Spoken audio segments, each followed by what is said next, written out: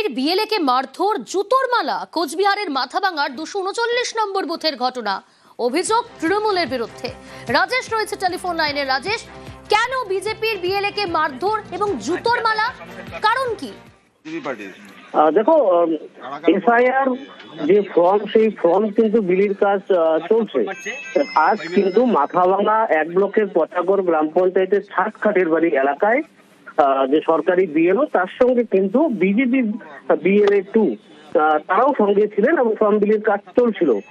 অভিযোগ, ঠিক সেই মুহূর্তে স্থানীয় কিছু তৃণমূল কর্মী এবং নেতৃত্ব সেখানে আসে এবং বিজেপির যে বিএলএ 2 রয়েছে তাকে ডাকে, তাকে মারধর করে এবং পরবর্তীতে তাকে জুতোর মালা পরিয়ে এলাকায় ঘোরায়।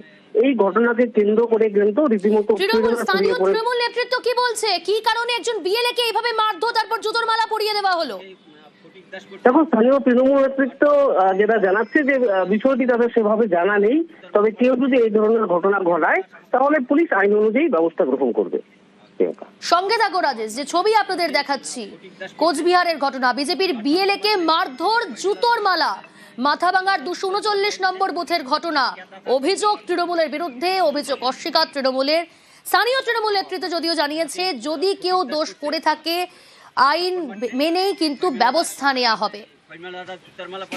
আমি রশিয়া দাসের বাড়িতে গেলাম, জব বসা আমরা 4টে কেবল মাত্র লেখছি।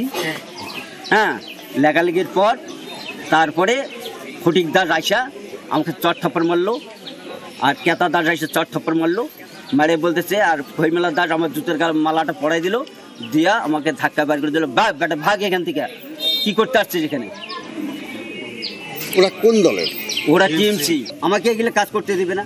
বেটা তুমি এগুলো কিসের জন্য কাজ করতেছো, কি করতেছো? এইটা মনে হয় আমরা বিজেপি দল করি, তার জন্য এই অপরাধে। আমি খবরটা শুনিনি, খোঁজ নিয়ে দেখছি। আর তৃণমূলের নেতারা এখানে জড়িত কেন? বিএলওরা তো নির্বাচন কমিশনের লোক, এখানে দলের কোনো সম্পর্ক নেই।